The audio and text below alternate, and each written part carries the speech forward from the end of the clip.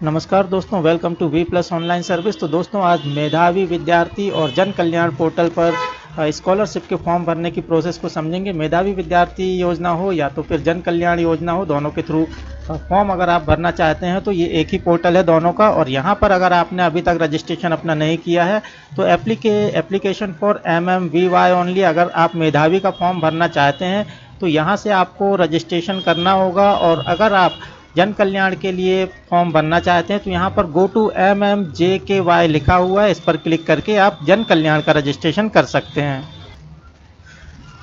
तो दोस्तों, जन कल्याण और इन दोनों का रजिस्ट्रेशन की प्रोसेस मैं आप लोगों को बता चुका हूँ, एक बार फिर से मैं बता देता हूँ। अगर मेधावी का फॉर्म भरना चाहते हैं तो एप्लीकेशन फॉर MMVY पर क्लिक करेंगे। यहाँ पर रजिस्ट्रेशन का फॉर्म दिखाई देगा और रजिस्टर्ड यूज़र हैं या आपने रजिस्ट्रेशन कर चुका है और अगर आपको अब स्कॉलरशिप के लिए अप्लाई करना है तो नीचे वाला ऑप्शन आपको क्लिक करना होगा। और जो लोग रिन्यू करना चाहते हैं उनको भी यहाँ पर सेकंड वाला जो ऑप्शन है उसे पर क्लिक करना होगा। और जो जन कल्याण स्कॉलरशिप के लिए अप्लाई करना चाहते हैं तो वो रेड कलर से लिखा हुआ है गो टू MMJKY पोर्टल, यहाँ पर जाना होगा। जैसे आप इस पर क्लिक करेंगे तो यहाँ पर जन कल्याण पोर्टल पर जो रजिस्ट्रेशन है वो आप यहाँ पर कर सकते हैं। तो यहाँ पर आपको अपने आवेदन की स्थिति या लॉगिन पर क्लिक करें पर क्लिक करके आप यहाँ पर सीधे अप्लाई कर सकते हैं। अगर आप सेकेंड ईयर के हैं और फर्स्ट ईयर के हैं और रजिस्ट्रेशन है तो भी आपको यहीं से क्लिक करना है।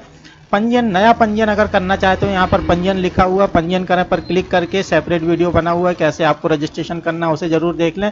और लॉगिन पर क्लिक करेंगे और आगे की प्रोसेस को कंप्लीट करेंगे। दोस्तों, लॉगिन अगर आप करते हैं तो यहाँ पर आप किसी भी पोर्टल को लॉगिन करें, यहाँ पर ऐसा ही लिख करके आता है मेधावी एवं जन कल्याण, दोनों का लॉगिन सेम है। अगर आपने रजिस्ट्रेशन किसी भी पोर्टल पर किया है तो आप लॉगिन किसी भी पोर्टल पर कर सकते हैं, लेकिन आप पहुँचेंगे उसी वेबसाइट में जिसका आपने रजिस्ट्रेशन किया हुआ। तो चलिए लॉगिन पर क्लिक करेंगे और यहाँ पर आपने जो यूज़र नेम बनाया हुआ था और जो पासवर्ड था उसे आप यहाँ पर फिलअप करेंगे। अगर आप अपना पासवर्ड भूल चुके हैं तो उसके लिए मैंने एक सेपरेट वीडियो बनाया हुआ है, उससे आप देख करके यहाँ पर आगे बढ़। तो दोस्तों, चलिए आप अपना यूज़र आईडी जो है यहाँ पर डालेंगे, पासवर्ड डालेंगे और जो कैप्चा कोड दिखाई दे रहा है इसे आपको नीचे बॉक्स पर फिलअप करके लॉगिन पर क्लिक करना है। दोस्तों, एक चीज़ मैं आप लोगों को क्लियर कर दूं, अगर आपका रजिस्ट्रेशन पुराना है, पिछले साल का है, जैसे सेकेंड ईयर के स्टूडेंट है, प्रोसेस सभी की सेम है अप्लाई करने की। मैं यहाँ पर सिर्फ ये बता रहा हूँ जिनका रजिस्ट्रेशन पुराना है तो उनको KYC करनी होगी। तो यहाँ पर देख लेते हैं, आपका यूज़र नेम डालने के बाद, पासवर्ड फिलअप करने के बाद ये कैप्चा कोड आपने डाल दिया, लॉगिन पर क्लिक किया और आगे की प्रोसेस।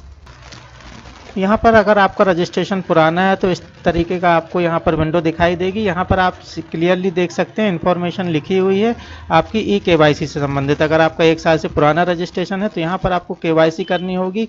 KYC करने के लिए क्लिक हियर पर क्लिक करेंगे और KYC को कंप्लीट करेंगे। स्कॉलरशिप की KYC करने के लिए आप अपना एप्लीकेंट ID यहाँ पर फिलअप करेंगे, साथ ही डेट ऑफ बर्थ फिलअप करेंगे और जो कैप्चा कोड दिखाई दे रहा है इस बॉक्स में फिलअप करके सर्च पर क्लिक करेंगे। अगर आपके पास एप्लीकेंट ID नहीं है तो आप अपने प्रीवियस ईयर के फॉर्म में देख सकते हैं, या फिर जो आपका लॉगिन ID है वही आपका एप्लीकेंट ID होता है, उसे आप यहाँ पर फिलअप करके आगे की प्रोसेस करेंगे, सर्च पर क्लिक करेंगे।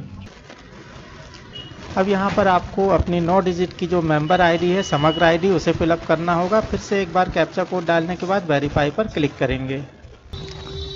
अब आपकी समग्र आईडी में जो भी मोबाइल नंबर लिंक है उसके लास्ट 4 डिजिट आपको यहाँ पर दिखाई देंगे। इस नंबर पर OTP जाएगा। फिर से एक बार कैप्चा कोड फिलअप करेंगे बॉक्स में और जनरेट OTP पर क्लिक करेंगे। जो भी OTP आपके मोबाइल में आया हुआ है उसे फिलअप करेंगे। कैप्चा कोड फिलअप करके फिर से एक बार वैलिडेट OTP पर क्लिक करेंगे।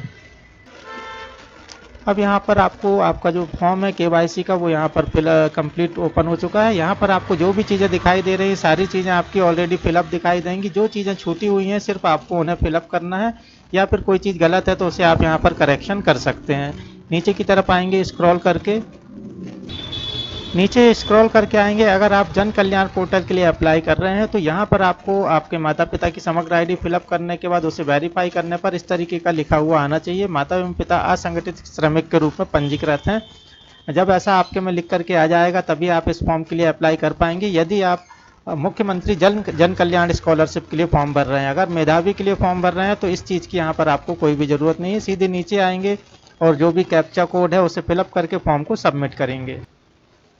यहाँ पर 2 आपको डिक्लेरेशन दिख रहे हैं, डिक्लेरेशन बॉक्स, दोनों पर आपको चेक बॉक्स पर क्लिक करना होगा। सॉरी, यहाँ पर 3 डिक्लेरेशन बॉक्स हैं, तीनों पर आपको क्लिक करना होगा और जो कैप्चा कोड है उसे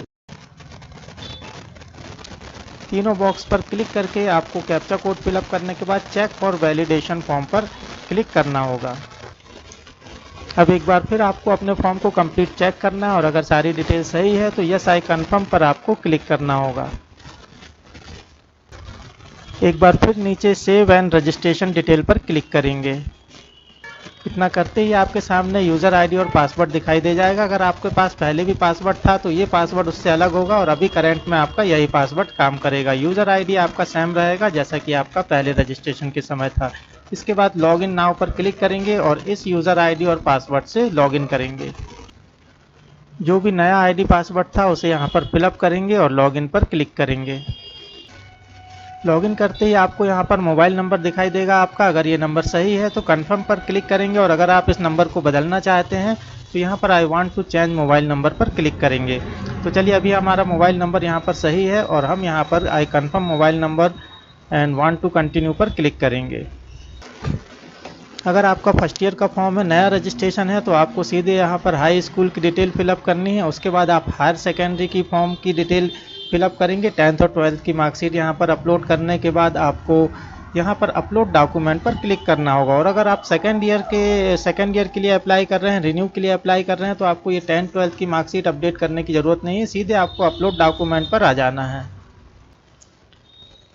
अब यहाँ पर एक एक करके फीस की डिटेल अपडेट करना है, उसके बाद लास्ट ईयर की मार्कशीट और इसके बाद आपको जो एडमिशन स्लिप है आपकी इस साल की सेकेंड ईयर की, अगर आप सेकेंड ईयर के स्टूडेंट हैं, और जो फर्स्ट ईयर के स्टूडेंट हैं वो फर्स्ट ईयर की मार्कशीट यहाँ पर फर्स्ट ईयर का एडमिशन स्लिप अपडेट करेंगे। और जो फीस की रिसिप्ट है वो सभी के लिए करंट ईयर की अपडेट करनी है। उसके बाद अंक सूची जो अगर जो फर्स्ट ईयर के स्टूडेंट है वो 12th की मार्कशीट यहाँ पर अपलोड करेंगे। जो सेकंड ईयर है, थर्ड ईयर के स्टूडेंट है तो वो अपने पिछले साल की, जैसा कि अगर सेकंड ईयर के हैं तो फर्स्ट ईयर की और थर्ड ईयर के हैं तो सेकंड ईयर की मार्कशीट यहाँ पर अपलोड करेंगे।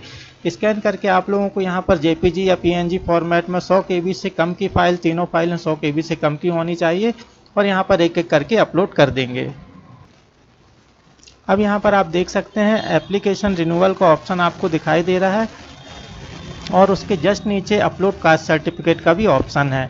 अगर आप कास्ट सर्टिफिकेट अपलोड करना चाहते हैं, ये बिल्कुल ऑप्शनल है। अगर जनरल कैटेगरी के हैं उनका कास्ट सर्टिफिकेट होता नहीं है, इसलिए ये जो ऑप्शन है ये बिल्कुल ऑप्शनल है। इसे आप अपलोड करना चाहें तो भी करें और नहीं करना चाहते हैं तो भी आप इसे बिना अपलोड किए आगे बढ़ सकते हैं। सीधे रिन्यू एप्लीकेशन फॉर्म आपको दिखाई दे रहा है, रिन्यूअल पर आपको क्लिक करना है अगर आप सेकेंड ईयर और थर्ड ईयर के स्टूडेंट हैं। अब यहाँ पर रिन्यू करने के लिए आपको सारी चीज़ें फिलअप दिखाई देंगी। जो चीज़ें छूटी हुई हैं उन्हें हम ध्यान से यहाँ पर फिलअप करेंगे। एडमिशन डेट आपको फिलअप करनी पड़ेगी करंट ईयर की। तो जो भी एडमिशन स्लिप के अकॉर्डिंग या जो आपने फीस डिपॉजिट की है सेकेंड ईयर की, उसमें जो एडमिशन स्लिप में आपकी जो डेट लिखी हुई है उसे आप लोगों को यहाँ पर जो है उस डेट को मेंशन करना चाहिए। जैसा कि आपने अभी अपलोड डॉक्यूमेंट में जो स्लिप अपलोड की थी एडमिशन स्लिप, उसमें जो भी डेट डली हुई थी उस डेट को आपको यहाँ पर मेंशन करना है।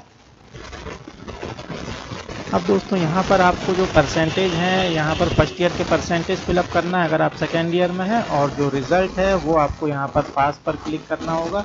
इसके बाद जो आपकी फ़ीस लग रही है सेकेंड ईयर की, जो फ़ीस आपकी लगने वाली है, वैसे तो मेधावी विद्यार्थियों को कोई फ़ीस यहाँ पर पे नहीं करनी पड़ती है, तो आपको कॉलेज से ये कंफर्म करना होगा कि कितनी फ़ीस है कॉलेज की सेकेंड ईयर की आपके कोर्स की। उस कोर्स फीस को आपको यहाँ पर मेंशन करना होगा और इसी फीस की डिटेल आपने जो अपलोड की थी डॉक्यूमेंट में वही फीस आपको यहाँ पर लिखनी है।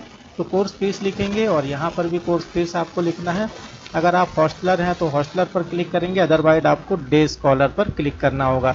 इसके बाद फादर्स या मदर्स जिसके भी नाम से आपका गार्जियन का जो आय प्रमाण पत्र है, इनकम सर्टिफिकेट है, उसके अकॉर्डिंग आपको यहाँ पर जो बिजनेस है वो आपको यहाँ पर लिख देना है। कितनी इनकम है वो लिखेंगे। एक बार फिर आपको इनकम आपके फादर या मदर की इनकम यहाँ पर मेंशन करनी है। मदर्स अगर हाउस वाइफ हैं तो हाउस वाइफ लिख देंगे और यहाँ पर भी आपको सेम लिखना होगा। मदर्स की इनकम अगर कुछ है तो उसे यहाँ पर लिखेंगे, अदरवाइज 00 लिखेंगे और स्क्रॉल करके थोड़ा नीचे आएंगे। ये सारी चीज़ें फिलअप करने के बाद एक बार फिर आपको 3 चेक बॉक्स यहाँ पर दिखाई दे रहे हैं, डिक्लेरेशन वाले बॉक्स। इन तीनों पर आपको क्लिक करना है और स्क्रॉल करके फिर नीचे आना है। यहाँ पर आपको सेव डिटेल का ऑप्शन दिखाई दे रहा है, इस पर क्लिक करेंगे। सेव करते ही आपको ये सक्सेस का मैसेज आपको यहाँ पर दिखाई दे जाएगा, सिंपली ओके करेंगे। सेव करने के बाद आपको यहाँ पर सेकेंड ईयर का जो ऑप्शन दिखाई दे रहा है, यहाँ पर लॉक का एक ऑप्शन आपको दिखाई। लॉक बटन पर क्लिक करके आपको अपने स्कॉलरशिप फॉर्म को लॉक कर देना है और इसके बाद आपको जो प्रिंट का ऑप्शन दिखाई दे रहा है इसके थ्रू आपको अपना प्रिंट आउट निकाल लेना है। तो दोस्तों ये थी कंप्लीट प्रोसेस मेधावी और जन कल्याण पोर्टल पर स्कॉलरशिप के फॉर्म को रजिस्टर्ड या रिन्यू करने की। तो इसके रिगार्डिंग अगर कोई अगर इसके रिगार्डिंग कोई भी आपके पास इंक्वायरी हो तो आप कमेंट्स कर सकते हैं दोस्तों। फिर मिलेंगे किसी नई जानकारी के साथ, तब तक के लिए नमस्कार।